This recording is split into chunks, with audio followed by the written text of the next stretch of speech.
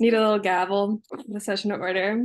Hello and welcome to Required Reading, the podcast that revisits the most impactful books from our childhood. Today we are doing the second part of our Hunger Games episode with Keara Sullivan and Madi Hart. Hi guys, thanks for coming back. And thank you for having us. So glad to be back. Happy. Where do you want to start? Where did we leave off?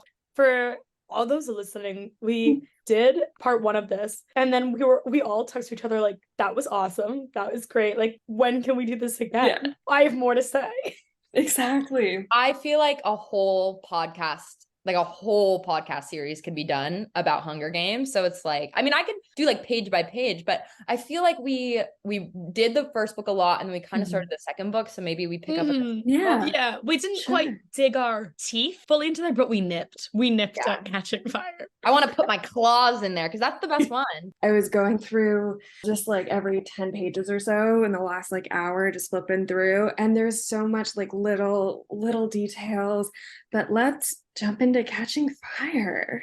It feels so good to use my brain this way. Like, and I am sure you guys relate as people who like grew up reading, whatever. Like feels so good to exercise my like AP English high school brain. I feel like that was so pivotal to my personality, like at growing up. And then it's like, you graduate school, you finish school and you don't quite get that. Like not to plug my TikTok, but I recently had like a series go viral because I was just analyzing like Taylor Swift songs, like from an English kind of major perspective. And it just felt so good to be like, I'm looking for themes. I'm looking for like symbolism, like, oh my gosh. And so I love doing that. And this has brought me so much joy. So that's all I have to say.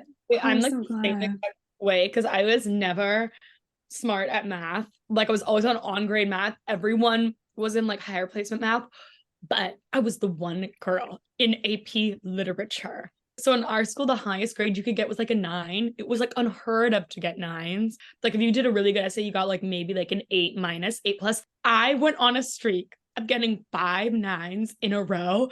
I did become like a living legend. Wow. And basically they would give you like prompts for the essays, but you could also just like write your own essay if you want. And I just like psychoanalyze the characters. And so like that girl, she still lives inside me. The girl who got 9s in AP literature, like that is my claim to fame. You know, when people are like, you're every age you've ever been, like, you're not 30, you're not just 30, you're also 25 and 20 and 15 and 10. It's like, that's you. You're AP English, you're AP literature, and you're also like New York City. Like it's in you. I contain multitudes. Exactly. There it is. Where do you want to start, Erin? I have no idea. I have a little list of like things happening in 2009. Top song, Boom Boom Pow. 2009 is when Catching Fire came out. Just pointing out, just a fun year. Bernie Madoff pleads guilty. Unemployment reaches the highest rate in 26 years. Same-sex marriage is being like argued in the States. 3 allow it and 31 block it. Sonia Sotomayor becomes the first Hispanic Supreme Court justice and the 3rd woman to serve on the court. I really remember that. And Obama, for some reason when Sonia Sotomayor got nominated, I was like, this is a win for us. And I was like, who is us? I was like, I'm a part of this.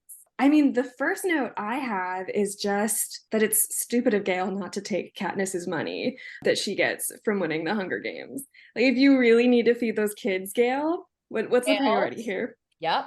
Gale's toxic masculinity and like his toxic like pride and arrogance throughout this book is just so repugnant to me. Like genuinely, he doesn't take the money. He like makes her feel horrible when like, you know, she tries to give him like gloves from the Capitol or whatever. Like he is just so, I'm above it, but it's like, you're acting like you're so honorable, but your family's starving and they could literally benefit from you just taking Katniss's money. Not to be all annoying, but I bet if Katniss wasn't a woman who he sexualized, I'm sure that he would be a lot more willing to take that money. Like if it was a guy friend or a brother or something like that. Yeah, and if PETA wasn't there, Gail would be proposing marriage. Okay, wait, like, talk about how he's like kind of like salty because like Katniss was pretending to like PETA in the Hunger Games. And like Gail, like she was fighting for her life in Yeah. a arena. She was gonna die, Gail. She was actually in a public broadcast gulag. So maybe we can like let those things slide and look forward. We can look to the future. Are you happy your friend is home, Gail? Are Yeah, you yeah. happy? Give her a hug. I don't know. I feel like Gail's a really good example though, like the type of guy I feel like we all encounter in real life who is a good guy, except for the fact that like, because Gail is a good person, like he's a good friend to Katniss, like he cares about people, he cares about freedom and stuff, but also like this kind of element in a lot of like quote unquote good guys we know that's like a side to them that's like really toxic and fucked up, but it's just like patriarchy and toxic masculinity. Yeah. Yeah, he never like asks her how she is. Like, you know, she's literally like, that's such a good point. Me and Gail, ever since the games, we never like talk deeply anymore. So that implies that he's never asked her, and therefore she's never told him. And two, he's so upset that she, you know, did the whole PETA thing, but he never told her that he had feelings for her. So it's like he just expected her to read his mind. I'd be slightly more sympathetic to Gail if like before the games he told her, I'm in love with you, and like I felt this way, whatever, and maybe she said the same thing and then she went on to do the PETA thing. I could be like, okay, sure, that stings, but I'm like, you've never communicated with this woman in your life. Your entire relationship with her, she's been starving and on the brink of death. She's not been picking up signs. She's been busy. That's so relatable, of like a guy never telling a girl how he feels, and then when she like does something that hurts him, he's like, fuck you. It's like, how could she possibly have known Gail? How? You've never expressed interest in her until she started flirting with another guy.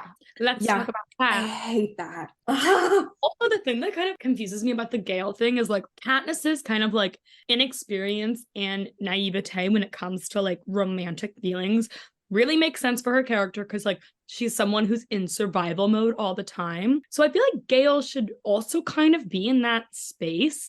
And I feel like he is in the first book at least, but then in the second and Catching Fire, he's suddenly not in that space anymore. And I'm wondering like what happened in between. Like, was it watching Katniss in the games that like made him realize this? I think probably. Also, like, he's willing to run away with her until she's like, and I'll probably also take PETA because or else he'll be murdered. And then it's like, we're over. Like, you know what I mean? It's like, bro, like PETA will be murdered unless, you know, it's like, we're over. He was keeping Katniss like on hold. He's like, she'll always be there. I think it was a little bit jelly beans. Yeah, 100%. I've been in that situation so much in college. Like I had several quote unquote guy friends, like quotes around friends, where it's like totally friend zoned me or whatever. Not even that I was like interested, but then whenever I would hook up with anybody else, I had these certain close guy friends who would get really jealous or like be very drunk and confess like, Maddie, maybe one day we could da da da. Like, you know what I mean? And even guys who I had liked in the past who like rejected me and were like, let's be friends. And then I was like, great, friends. And then only later when I was like flirting with somebody else where they like, actually I'm interested. And I'm like, no, you just kind of you want me on hold. And like, I feel like that's similar to this. Yeah. And I feel like there's also this other thing of like, I've experienced this before where like sometimes you can see someone as absolutely 100% a friend, and then they say one thing and then suddenly you see them like as a sexual being. And you're like, what? Say more about that. What do you mean you've experienced that? Like one time I had like a friend in college who I was like totally friend zoned, like literally have no sexual feelings like for this man. And we were like hanging out and I said something like, oh, I don't use pencils, I only use pens. And he said, good girl, and like walked away. And I went, oh. Okay, I think that's less about that person and more about you. I can't see what I'm doing right now, but in the Zoom video, I'm miming like holding onto a wall while I fall. I went, one word. Sometimes it can change everything. Wow. That's a good example. Anyways, back to the Hunger Games. Maybe if Gail just said "good girl" to Katniss. Yeah, literally. Because PETA is so smooth with it. Yeah, because that riz that Gail just doesn't have. The very first time I read this, the very first chapter, as soon as Gail got introduced, I was like, that Hemsworth does not have what it takes to play this character. Because even like Don't Love Gail has charisma. Like, is like like gonna maybe not be a revolutionary, but be like a leader in it. And I was like, this boy doesn't have it. But Peeta like really, really has that. And like Peeta's kind of flirty. Yeah. He is. Like, remember in the first book in the caves, she had that moment where she was going to try and manipulate him and make a moment in order to get food. But then he said something genuine. And she has that line where she's like, suddenly I wish I could close the shutters just so that I could have a private moment with Peeta without the audience. Like, he does. He knows how to use his words, and he's flirty. He has that riz. And Gale does not have that riz. And in the second book, Gale is so infuriating because he just acts like a little baby the whole time. So entitled. Yeah. Like Susan Collins, she's been like, I just know that she's through what I've been through before, you know? Like, I know that we've walked such similar paths in this life. Because the characters she puts in her books, I go, I know him. Yeah. Know her. I met him. He was on my college improv team. He was Gail. College. Gail was on my college improv team. Peeta was, let's see, my first ever boyfriend who I was really mean to. Yeah. Mitch is my current toxic situationship. I'm trying to Funny. Oh, that is a question I had though. When I was looking at Tumblr, when I first finished the books, there were a lot of people very thirsty about Haymitch. Is that a phenomenon you experienced at all? Yeah. Yeah. Okay. Yes. No. Say Yeah. more. Like, yeah. Like, obviously. Well, he's like, I don't know. Like, here's also the thing is I do kind of like the phenomenon of when there's a love triangle and suddenly there's like a random person to the side who you're like, wait, what about them? Yeah. Like when like the romantic or sexual focus isn't on someone at all, but you're like, well, what about them? No, With Katniss? No, but like just in general, Just like yeah. I like Oh, I looking agree with at the that. side, seeing the sexy people on the side. I agree with that. It's the same thing with like Finnick. Like, I'm so thirsty for Yeah. Finnick, even though I never want him with Katniss. With Haymitch, it's like, I'm sorry, this has been so ingrained in me as somebody, a girl who grew up on like Tumblr, whatever, like with John Green novels, whatever. Like, I love a tortured soul. Like, I'm sorry. And it's, yes, it's gotten me into trouble time and time again. Yeah. But honey, if he is sad, I'm gonna want to fix him. And Haymitch has that. He has that it factor. He has that it factor, which is being very Sadness. sad. He's Being very sad and very, very tortured, but also like a bad boy. Yeah. Of like I completely see why people thirst after him because he like Mhm. falls into, he's not a love interest, but he completely falls into like tortured bad boy trope with a heart of gold. And like the love of a woman is gonna turn him around. Yeah. When Katniss and Haymitch like drink together after the Quarter Quell announcement, like that is such a little powerful moment where you're just like, fuck, I see the cyclical impact of these games on these communities because it's like they just can't escape it. It's just like gonna keep them down for forever. And I feel like that's a very poignant moment. Yeah. Haymitch's alcoholism, we forget, but actually we don't because it's like core to his character, but we didn't really touch on that last time. And I feel like we had a big I was so devastated that in the end of book 3, he was, in terms of his like alcoholism, seemingly in the exact same position that he started with. Yeah. oh yeah. That was really heartbreaking. Haymitch is an amazing character. He really is. And like, I think we talked about this last time too, but the way that he wins his own quell is unbelievable. And like, and the fact that that isn't revealed until book 2 is pretty amazing because it means in book 1, all we get really painted is this guy, he's an alcoholic, he's a loser, but these tributes he kind of pulls together for. But then in the second book, we really get his tragedy. He was extremely close to that girl, Quarter Quell, whatever, almost died himself. Like it was basically a bleed out competition, like whatever. And ever since then, yep, his entire family's been killed. Everyone's been killed. Like we don't get any of that until the second book. And I just feel like that's amazing. It just colors in everything. And it also, what's interesting about the fact that we only get that in the second book is it de-emphasizes that versus if we got that in the first book, it would be like, well, here's Haymitch and it's a huge deal that this all happened to him. But it's almost like Suzanne Collins undermines it almost as if saying like, it's not, yep, this happens to every tribute. Like this happens to everyone. Like we're not even touching on this until the second book because like there's a million other things that are going to get touched on. Like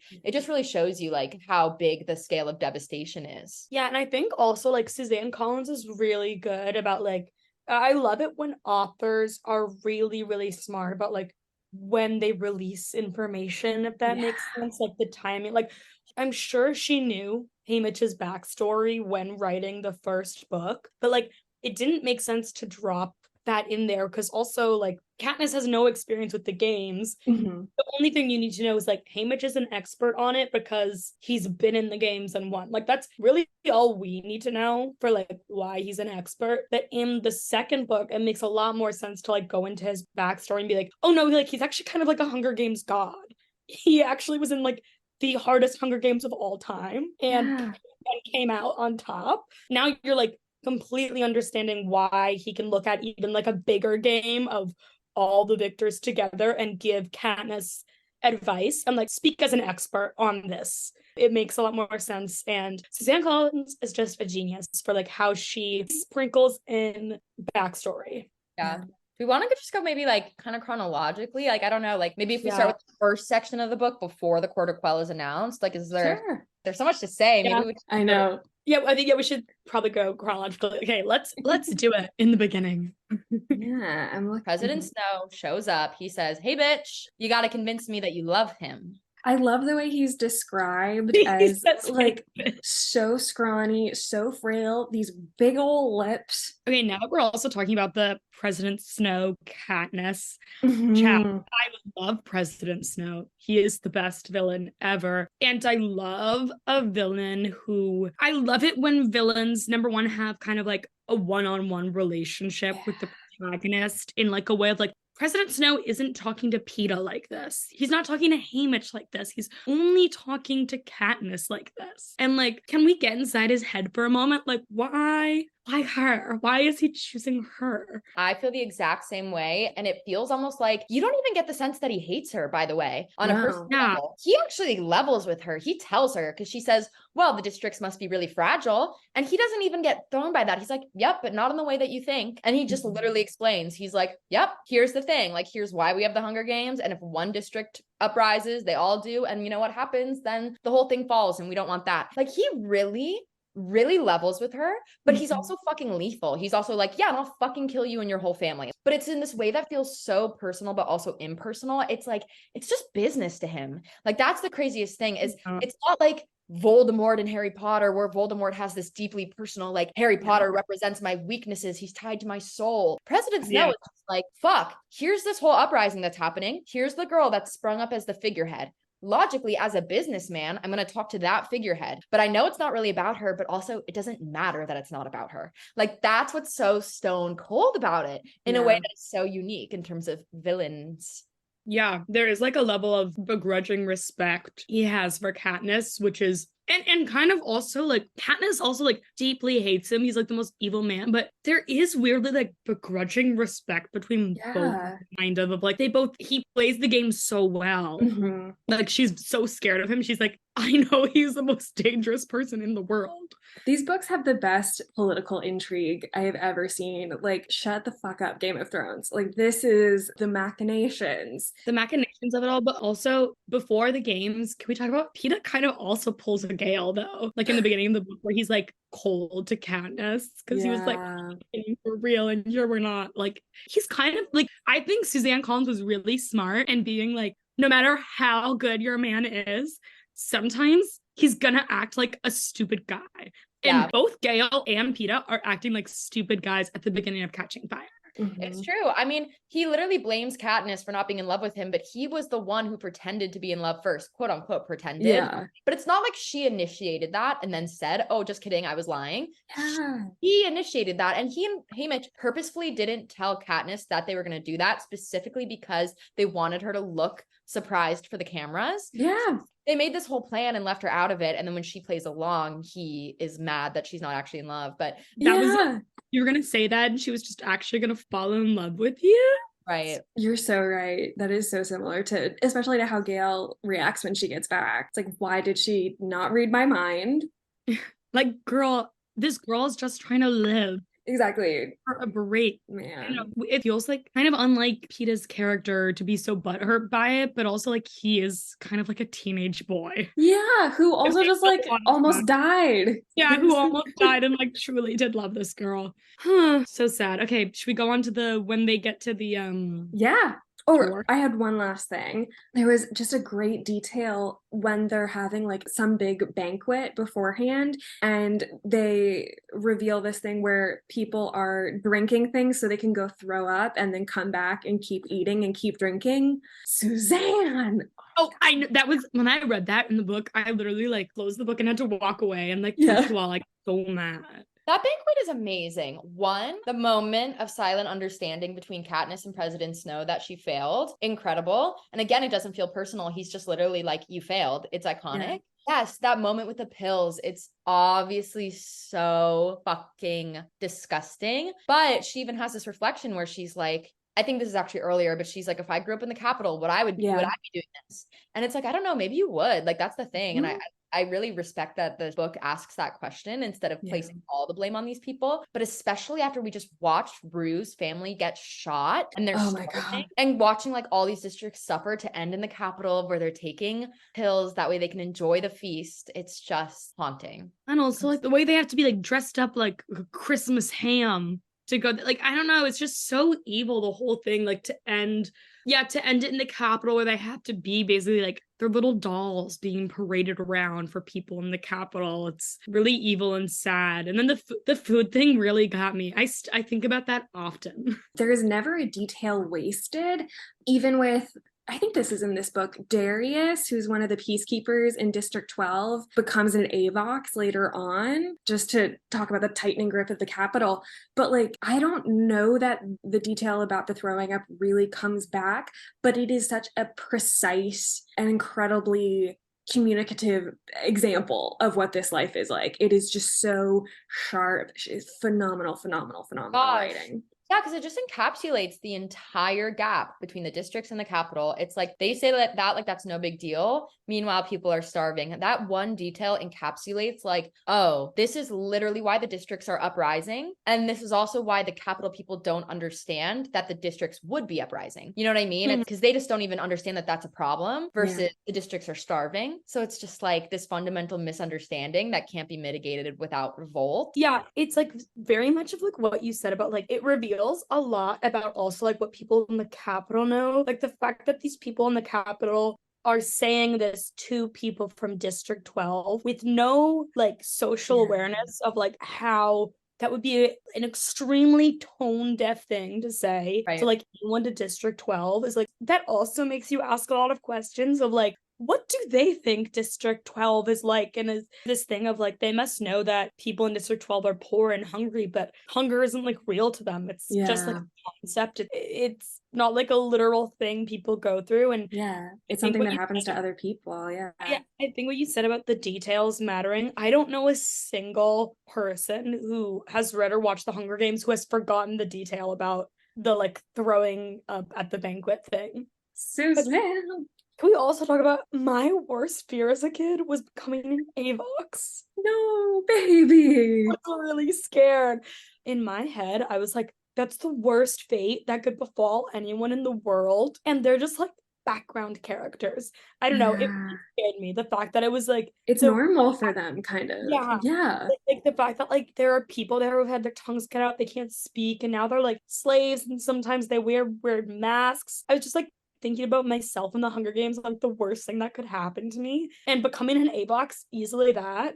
And the fact that like they're just in the background of so many things is very chilling. The world building is amazing because again, it like de-emphasizes details that it's like, dude, a whole fucking book could be written on becoming an AVOX, but that's like its own dystopian tale. But like Suzanne is just like, nope, that's a detail. Haymitch's whole backstory is just a detail. Like that just like puts into perspective like how fucked up and dystopian this world is. The AVOX thing is crazy. Like literally taking your voice away is just like obviously so metaphorical. It's so good. Yeah, and well, then also the way that like so many of them are like traitors or like rebels or dissenters.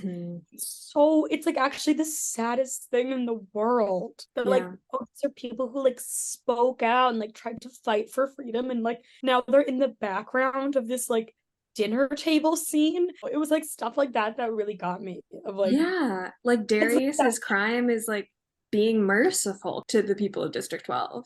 Oh yeah. Also that, like, sorry, the peacekeepers are so ACAB.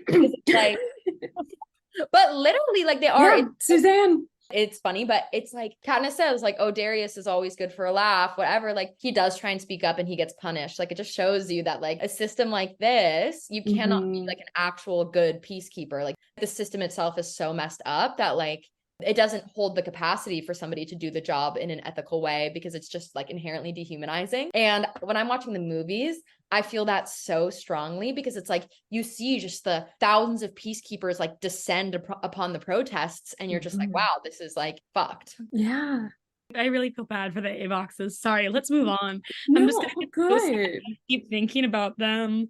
For anybody who's listening, she is literally tearing up right now. Like I'm actually wistfully sighing. I don't know. It's just they have to wear those weird ass outfits. Also, like anyone watching, like Maddie was like, I'm gonna drink some wine, and so I made myself a white Russian, and they're strong. I'll pour a second glass. I have a date after this, so it's also a vibe. What a perfect pregame. Yeah. Oh my gosh. I told her that I was like doing a Hunger Games podcast before this. She was like, okay, slay. Is this a first, a second, a third date? It's a first date. We have mutual friends. And perfect. Okay, so I posted this TikTok where I was basically like, I'm fucking insane. And I seemed disgusting and insane in it. And whatever, she commented on it being like, we've matched on Hinge before. And like, I think you didn't respond or something. So then I responded to that comment being like, okay, well, if you want to go on a date after seeing this horrible TikTok of me, we can. And then she was like, yeah. And I was like, okay. So now we're going on a date tonight. Isn't that funny? Oh my gosh. I know. Yeah. Soulmate. Wait, God, I have seen what you've done for others. When is it my turn? Okay, back to the Hunger Games. The next thing I have is they're entering on the chariot into the big celebration, and it's a longer quote, but I can't help catching glimpses of us on the huge screens along the route, and we are not just beautiful, we are dark and powerful. No, more. We are star-crossed lovers from District 12 who suffered so much and enjoyed so little the rewards of our victory. We do not seek the fans' favor, grace them with our smiles, or catch their kisses. We are unforgiving, and I love it. Getting to be myself at last. The arc from book 1 to book 2. Incredible. Yeah. Well, also I like that like Cinna beforehand is like, here's what I made for you. Here's how I want you to wear it. It's also one of those things of like everyone's pissed off. They have to do this again. Like every single victor is like, fuck you. And I like that Cinna sees Katniss's rage and is like, I'm going to give you a fashion moment. Yeah. That is going to let you like release that anger. I want to talk about Cinna, but I just want to throw one more thing in. There's this quote in the first section of that book where she's mourning her old life and she says, but I knew where I fit in. And I felt that so much. Damn, so true. And she's like, now I'm not Capital anymore. And she's like, I'm not District 12, but I'm not quite Capital. That's incredible. It's so true. And that's like probably what Haymitch has felt for years. Yeah. It's a wonder Haymitch has not tried to kill himself in the sense of he's had no one, but also even people who like don't have anyone they love in their lives can still feel like they belong to a place. And the way Candace is describing not belonging after the games is really awful. Yeah. Oh my gosh. Do you think the only reason Haymitch hasn't killed himself is because he like knows he needs to be like a mentor to the victors? Yeah. Who else will these kids have? He doesn't have family. He doesn't have friends. He doesn't have anything. The one thing is he's like, I probably can't leave behind like these tributes. Yeah. Should we transition into the games with Cinna's dad? Okay, yes. But the one thing I want to say before is the train scene where she's like, well, what are some things that are real? And he's like, I like orange, but not sunset orange. The way that little conversation and it comes back around. That little conversation is just a thread. We're all giggling. You guys can't see it. Maddie has her head in her hands right now. The second I brought up the sunset orange scene, like that was beautiful. I'm gonna cry. Yeah, her favorite color is green, like the forest. And oh my god, I was editing our last talk. And I think I'm not sure who said it, but we were talking about camouflage and someone said like PETA is so of the earth. And I was like, you know who's of the sky? The Mockingjay. Wait, guys, let's just sit with that for a second. Maddie left. Maddie left. Just to reiterate for the listeners, what's been discovered is PETA loves the color orange, like sunset, like because that's of the sky, and a mockingjay is of the sky. Meanwhile, Katniss loves green, which is like forest of the earth, which is PETA's very grounded. He's like her rock. Connections. When this like book, and especially when the movie series came out, it was very marketed based on Twilight of like Team Gale versus Team PETA. And by the end of book 3, Suzanne Collins literally like writes it out and is like, no, Gale's wrong. Gale is the wrong choice. Shut up. Yeah, like boo Gale. Yeah. The end. We don't like him.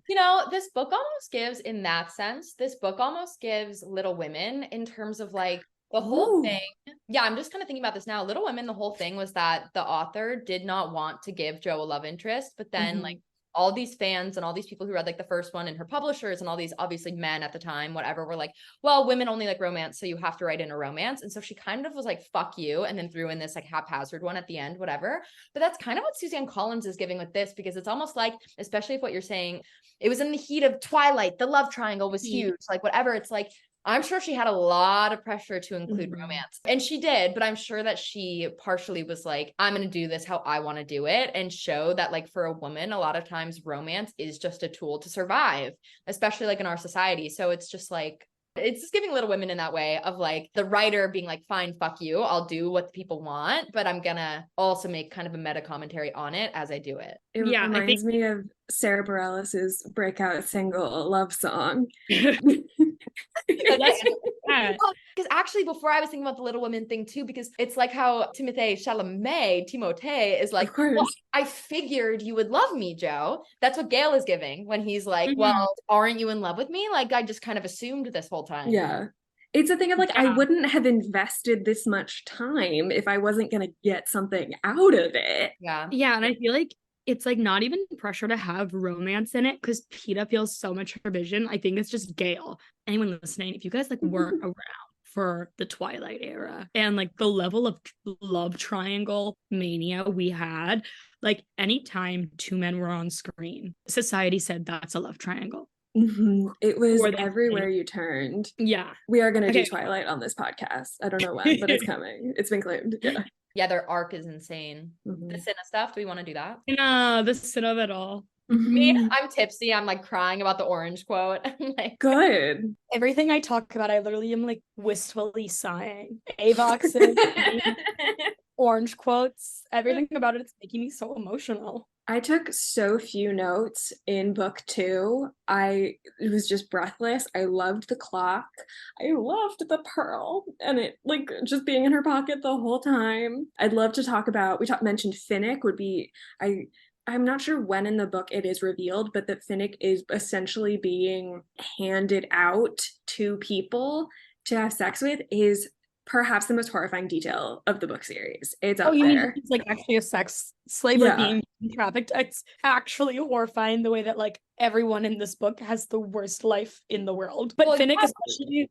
Well, okay, I would say maybe a good starting point for the second part is like the victors as a whole. It is so interesting because we watched this arc in the first book. All the attributes are against each other, obviously. It's a very individual game. But then this second game, it's obviously very unified. They're all friends. They do have respect for each other. And it's almost interesting because it's like, I remember we talked about last session, how it's so interesting how even the careers, when it's time for them to die, they are just kids. Yeah. And like, we feel sympathy for them in that way, because when everything is taken away from you and you're just literally about to die, like you're just a person. And I feel like we get to see that with the victors, because it's like, they've gone through that whole journey. And so now it's like, doesn't matter if they're rich or poor, what district they're from, like they are unified, because it's like, they know what it's like to be stripped down to that basic core of just like wanting to survive. And I just feel like that is such a powerful engine, and President Snow completely underestimated them. The way that like even the careers like join hands with all the other tributes, the way they're all pissed off that they have to do this again. Yeah, it's so interesting because also you think about the careers and like their personas, the ones who won the Hunger Games, you think they're going to be dicks, but then you think about it more and you're like, they probably are made to have this persona. Yeah. And Snow, like they probably were kids who volunteered thinking it was one thing, didn't know what they were getting themselves into, probably like just as traumatized as any of the victors. Yeah. They don't want to go back in.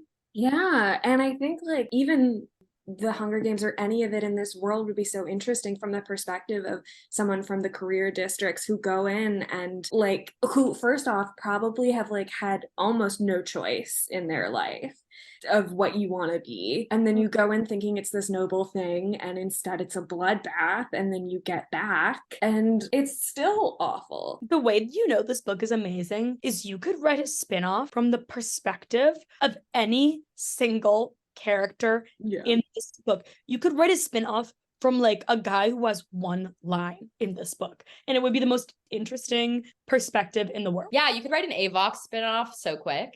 And they don't wait, guys, Avox justice for Avox. I'm demanding Suzanne Collins. Like, what Get her happened on the phone. Revolution? Can we get them to talk again? I need to know what happened to them. I think about them all the time. Oh, Katniss runs into the rebels in the woods, and then like, well, for me, it's just like so crazy where it's like she's so set on leaving until she sees people who are suffering, and she has this like really big revelation where she says, the one thing that makes me still want to run away is Prim. But I realized like this has been there before Prim. This will be there after Prim. Like after she spends this day in the woods with the rebels, she kind of realizes that this problem of like inequality and like the capital and stuff just like really transcends her own individual relationships. So that's when she like changes from wanting to save her family to like, I'm gonna actually do the rebellion. I think that's interesting. She has to like Absolutely. see it, you know? Man. Should we talk about the mechanics of it? Yeah, let's do it. Okay. Clock. Amazing. That alone, amazing. And then also that girl, oh, what's her name? Nuts and Bolts. But what's her actual name? Oh, I can open this book and It's find it. Beatty and Beatty Bolts? and maybe Joanna's nickname for them is like Nuts and Bolts. But what's their actual name? Sorry guys, we have to look it up really quick. I feel like such a fake fan. Oh my god. How she kind of goes crazy after getting drowned in blood, but then she keeps on going tick-tock, tick-tock, tick-tock. she's like, even in the worst of it, she is still like trying to save each other. She's still on smart. it. She's amazing. Thinking. The way that Katniss actually listens to her when nobody else will. Slay. Yeah.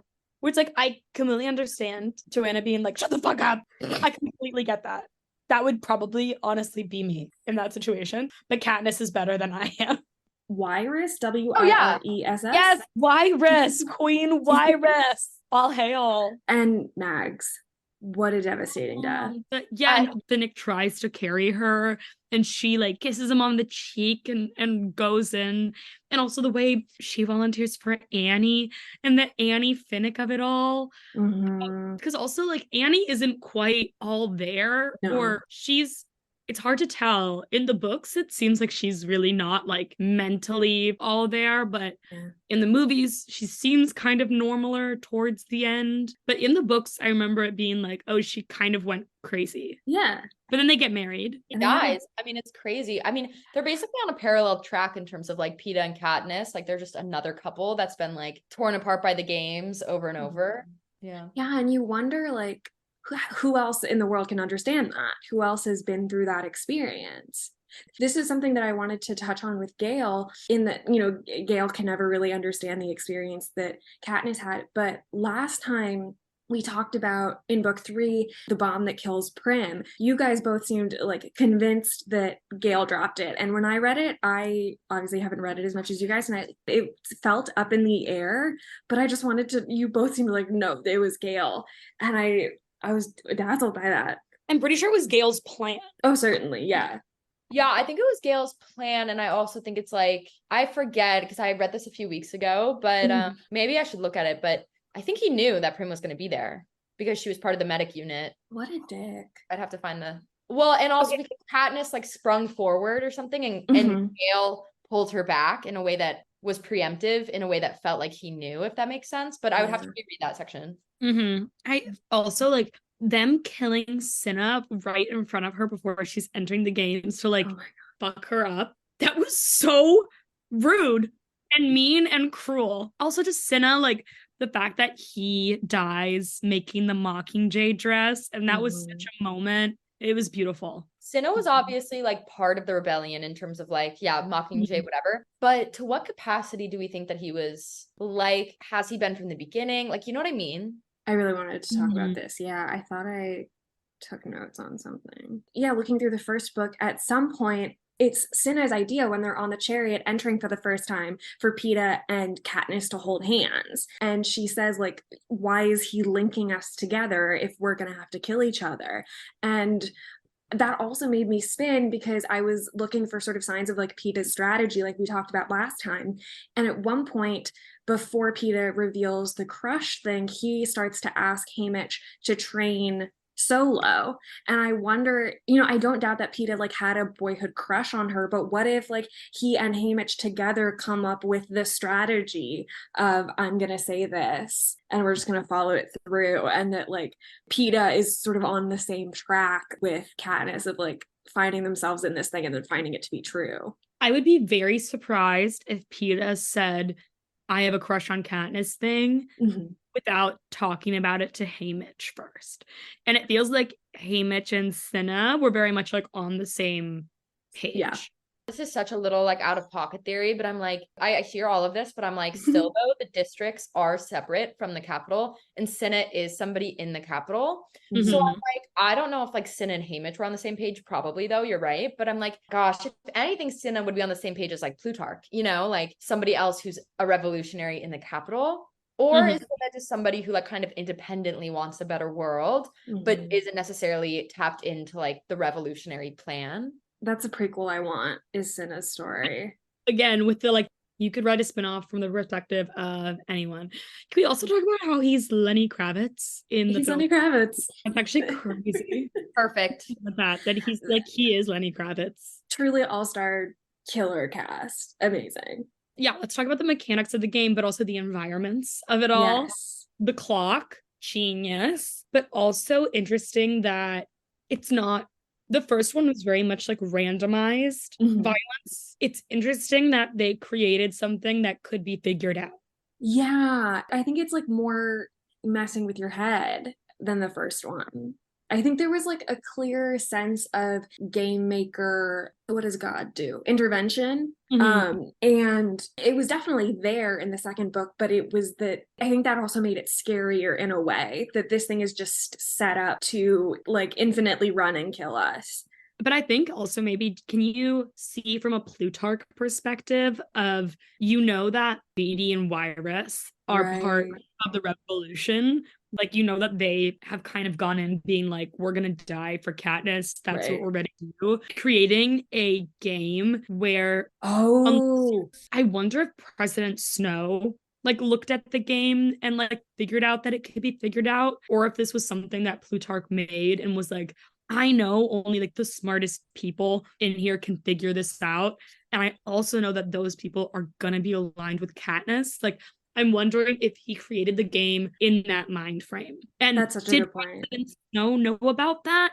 It's tough to consider. Yeah, I wonder how much time President Snow, we kind of touched on this, but like spent knowing Beatty and knowing Wirus and like knowing their current sort of state of mind and how they would be going into it and the role that they would play. The thing that keeps coming back to me anytime I think about these books is, I think in the third book, they say like Katniss only becomes the Mockingjay because we just like stopped paying attention enough to District 12. And we talked about like, this could have been any girl.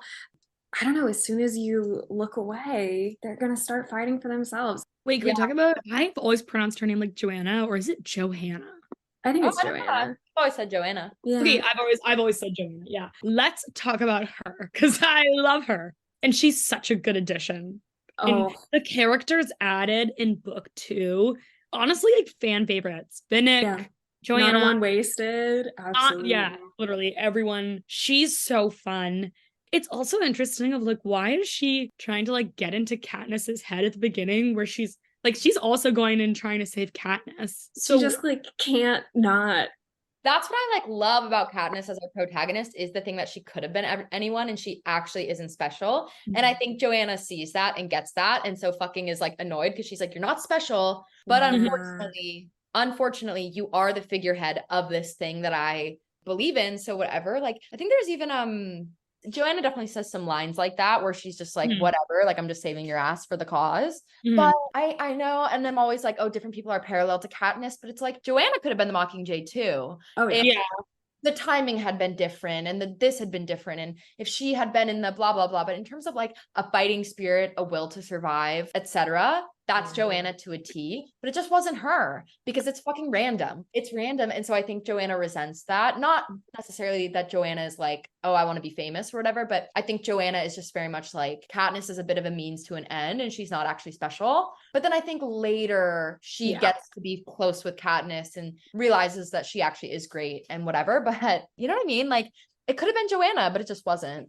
Also, I can totally see how Joanna would be someone who's super fucking pissed that Katniss basically put her back in the games. Like they all know that like the reason we're doing this quarter quell of victors is because of Katniss. It's because of Katniss and Peeta. If I was Joanna, I'd be like, oh my god, fuck this girl. Yeah, so many victors must have been having been so traumatized and tortured. It's like you should have just fucking stayed quiet and we wouldn't have to do this, you know? That What's also we were talking a lot, I feel like last episode, about Katniss's kindness and how that creates solidarity. And I feel like we really see that with her and Finnick, of like she doesn't trust Finnick at first.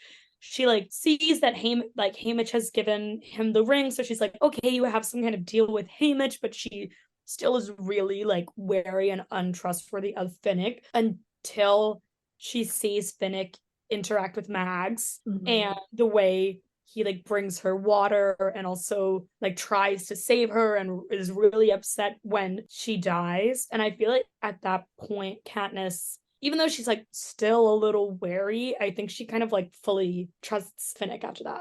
Well, and especially that moment when Finnick saves Peeta's life. Exactly. Yeah. That does something to Katniss. And it does something to Finnick too. Later, Finnick's like, when I realized you were actually in love with him, I realized I love that's the moment. Yeah. He's like, I misjudged you. And I feel like that is a moment. I think that they're both like that. Like the fact that Finnick like is in love with Annie, who's kind of broken, sorry, but she's obviously like amazing and has been through so much. But there's a tenderness and Finnick with Mags. There's such a tenderness to Finnick and there's such a tenderness to Katniss.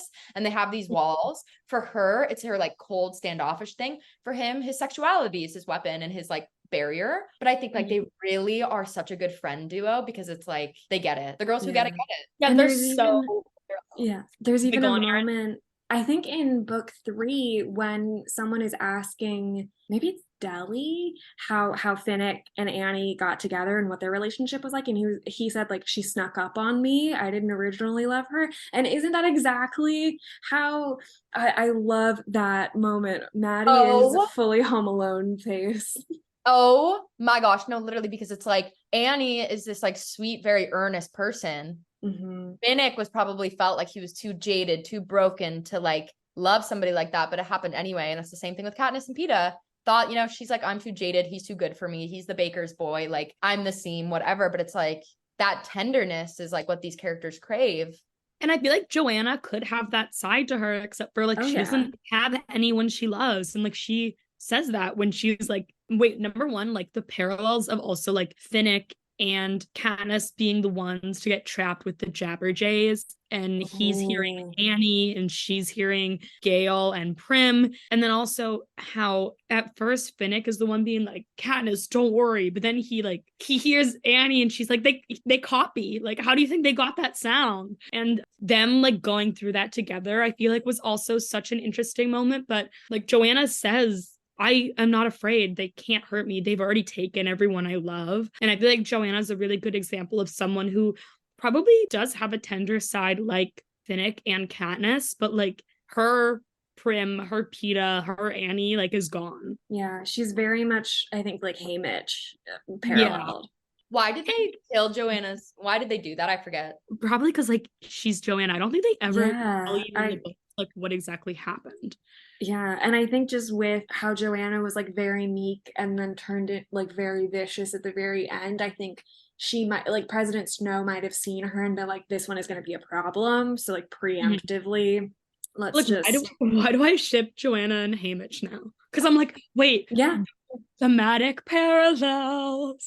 And Joanna kind of struggles with substance abuse issues with the morphling.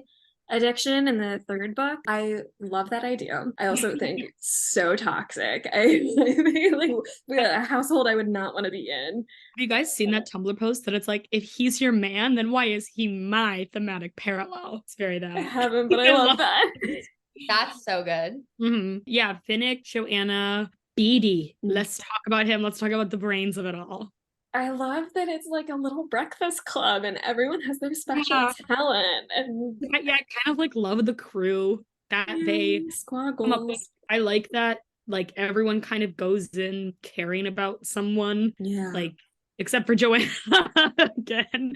Like she has Joanna like cares by obligation. He was like, he got killed like the first second. Thanks a lot. But also, can we talk about the Breakfast Club moment when they all kind of gather on the beach and then Peeta and Katniss share a smooch? I'm literally gonna cry. That was so beautiful. Peeta gives her the locket that has Gale and Prim in it. I'm like, that's not a stupid boy anymore. That's a man. Like, he thinks that she loves Gale. And so even though he's in love with her, he's giving her a photo of Gale to be like, you have to survive.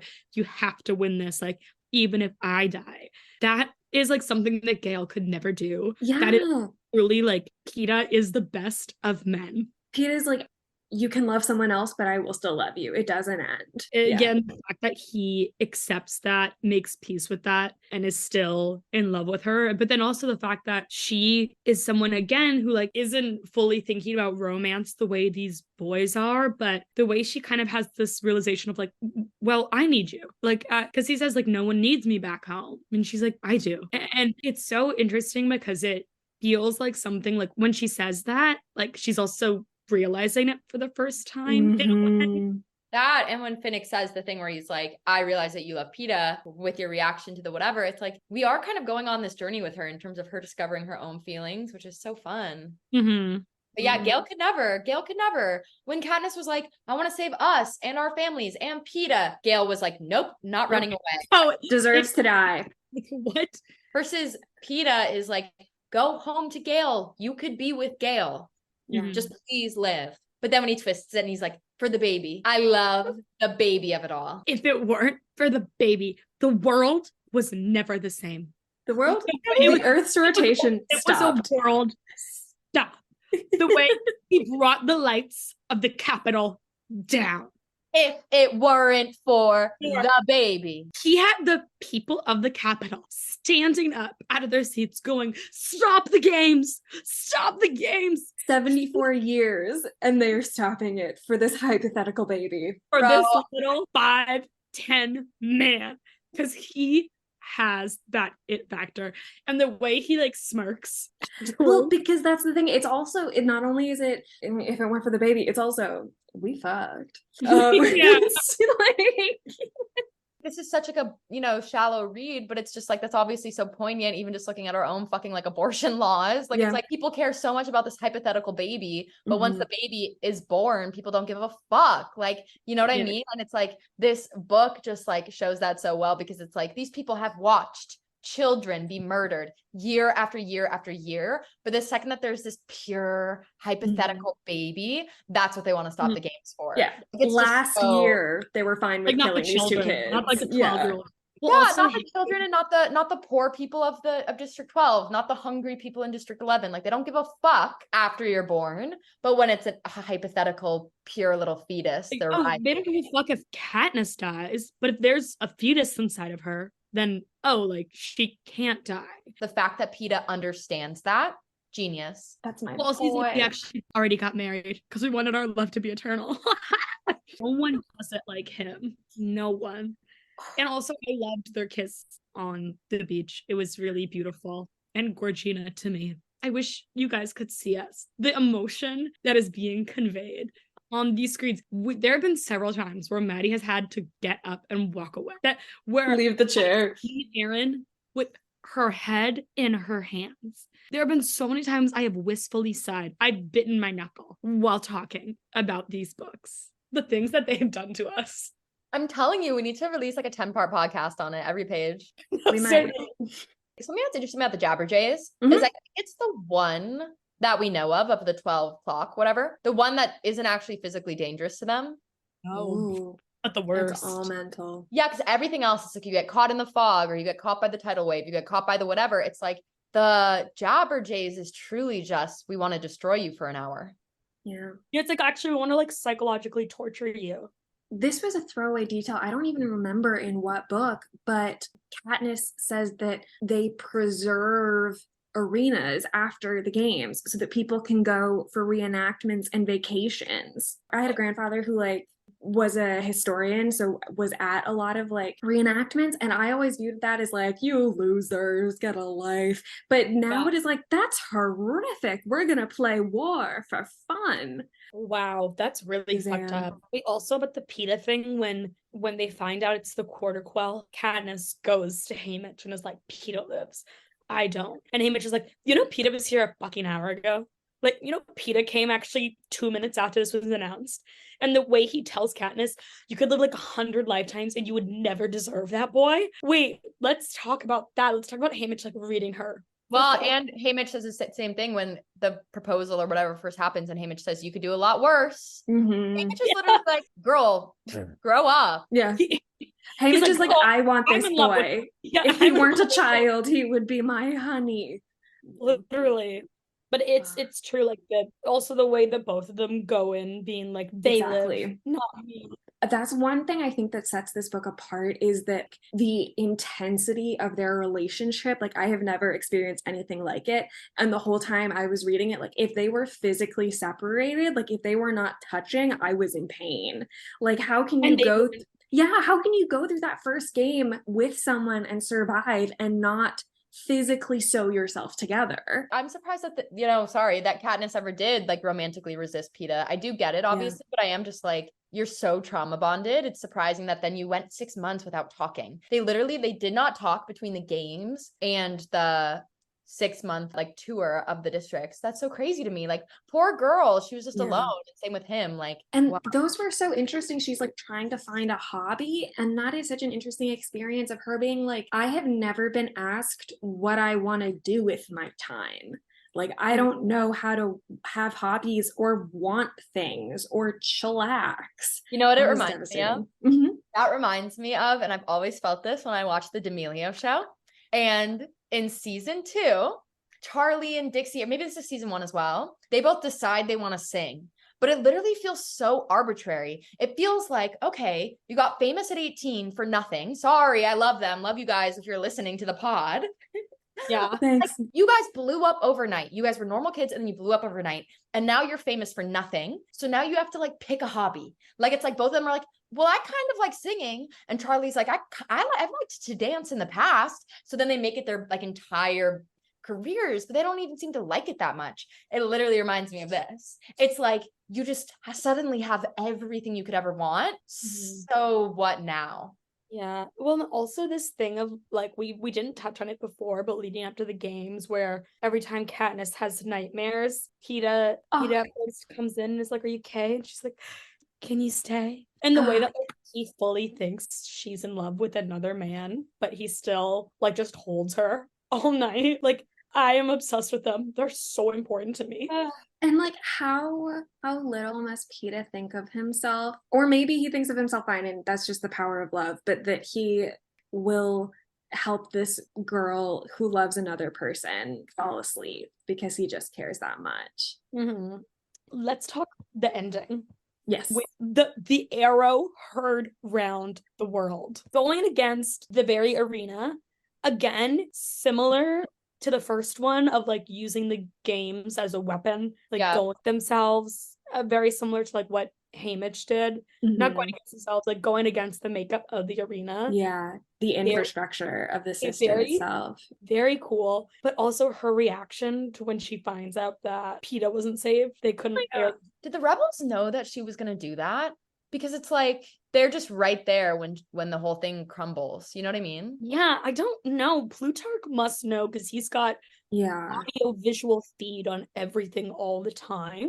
So I feel like Plutarch, being the like master of the games, being the game maker, he must know. But also it's interesting that they say like it was always the plan to get you out. What was their plan gonna be? I wondered if they like ran drills.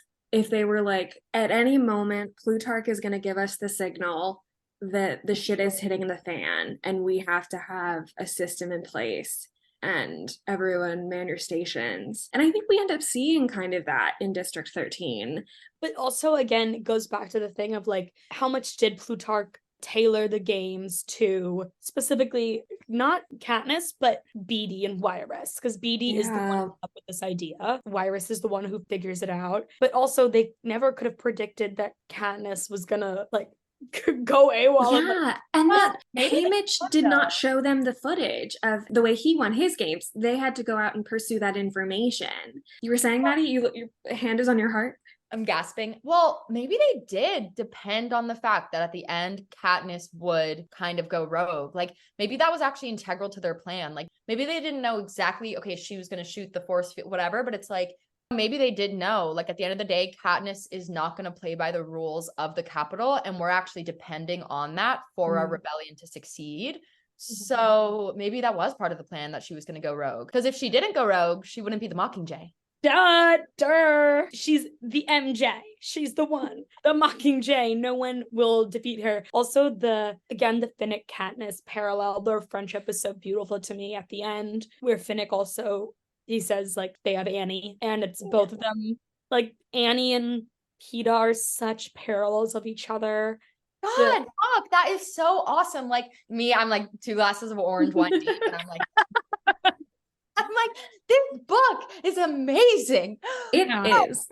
It's like in any other book you read, the protagonist is alone in their experience. Harry Potter, he is the chosen one. And the whole thing is that he's the only one who could ever understand what he's going through. Twilight, fucking what's her name? Bella, she's like the only one who knows the secret and like da-da-da. It's always like this protagonist is the only person who could ever understand this experience. What is so unique and amazing about the Hunger Games is that time and time again, it shows you Katniss is not the only one. Katniss is one of a million people who are experiencing this devastation, and that's why it's so important that it's overthrown. But that is so unique. Like no other book makes such a point to be like, yep, that's one of a million. Like everybody's going through that. Like that is so good. That's such a good point, and like that's a perfect analysis of like why this book is, and also why this book has side characters who are so beloved. Of like Finnick has a fandom of his own. In the heyday of Tumblr, I did not see like Hunger Games edits on my dashboard, but I saw Finnick Annie stuff. That got all the way to me. Yeah, and like the way not only it's like the larger symptoms of oppression are shared, but the specific things of like Finnick and Katniss both have very innocent, good people that they love, and they have both been taken from them. They're actually both being held the same place. And Finnick and Katniss being able to like be there for each other in Mockingjay is really beautiful. Yeah, the Finnick Katniss friendship, again, like everyone is experiencing the same thing. It's a beautiful, beautiful thing. This is sort of going back a little bit. It's so funny that Katniss never realizes when people are really trying to save her. Like in the first book, she never realized that Peeta was on her side. And in the second book, same. Like when Joanna literally bites the tracker out of her thing, Katniss is like, Joanna's trying to kill me. She's so stubborn. This is what me and my little sister were discussing when we FaceTimed to analyze this. We were both like, Katniss is kind of a dumbass in a lot of ways. Well, is it that, or is she just that unfamiliar with kindness? With someone doing something else. This is the connection. This is the overlap with doing Catcher in the Rye earlier today. Is she just that unfamiliar with kindness that she can't recognize it? Yeah, I mean, she's taken care of everybody else her whole life. So I think the second that other people try and take care of her, she's suspicious. Yeah. She's like, what are you doing? What's your angle? Girl, I'm literally just saving your life. Yeah. But I could see how Joanna would be annoyed the whole time. Oh my God. The whole time being like, I'm saving this girl's life and she's giving me the side eye. Eventually, Peeta finds out that Katniss is alive, but how horrible must it be for Joanna to know they're over there torturing Annie and she has someone hoping she's alive, and they're over there torturing Peeta and he has someone that wants to know that he's alive, and I'm just fucking here.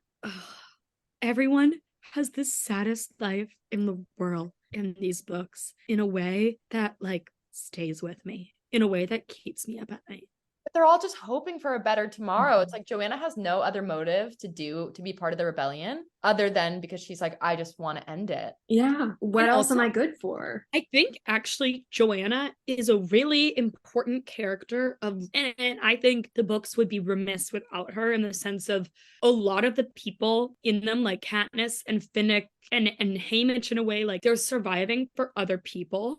But I do think it's good to have a character like Joanna in there who's just like, no, I want to survive because like I deserve to live. Like I don't have anyone I love. They've taken that from me, but like I am not going to let these fuckers win. I'm gonna take them down however I can. But also like she goes through so much. Like as far as we know, her whole family, anyone she loved has been murdered. She goes back in the games.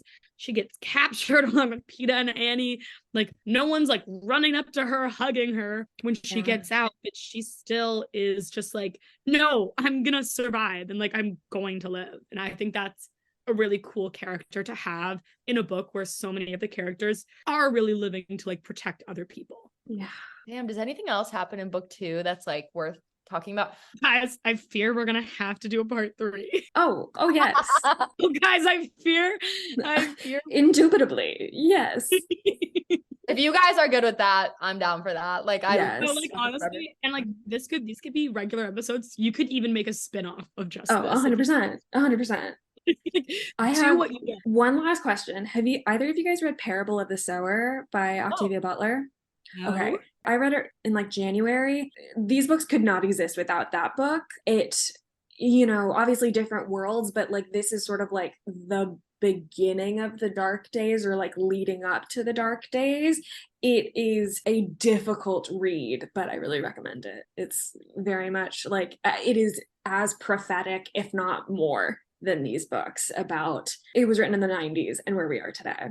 Really recommend. Wow. Oh, Okay, wait, is there anything else in book 2 that's let me think of anything we said. Hey Mitch. The whole thing being a clock, that one moment where Katniss sees that it's water and she's like, well, they're trying to extinguish the girl on fire. Perfect. Yeah.